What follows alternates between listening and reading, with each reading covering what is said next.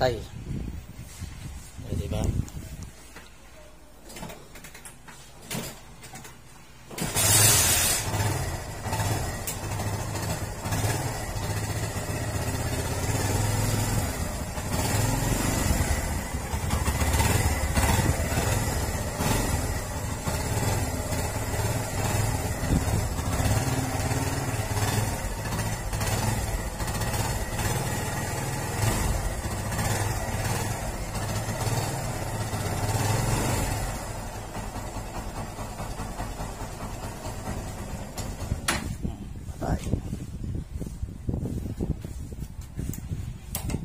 Natin ulit.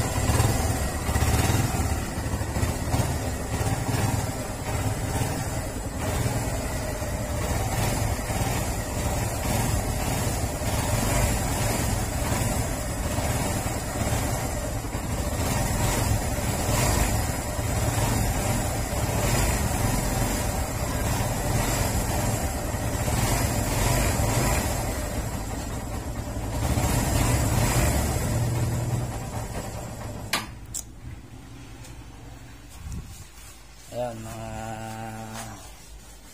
kajarbaksingin ko lang yung mga opinion nyo tungkol dito kay Barak. Kasi nung hindi ko pa siya pinapatune up,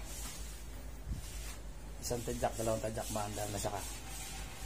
Tapos meron na siya kagad minor, hindi ko na kailangan laro-laroin yung sinigador. Pag andar, meron na siya kagad minor. Ngayon, ang pinatune up ko, ganyan yung nangyari, mas mahirap siyang paantarin. Kita niya naman. Nakakailan sipa ako bago mandar, tapos pinitawan ko yung sinigador, nakamatay siya kaagad. Hingin ko lang yung mga opinion ng mga ka-jarbox kung paano gagawin dito. Kasi kaya ako siya pinatune up dati kasi may maingay dito sa, sa head, malagatik. Ngayon nawala nga yung lagatik na dito,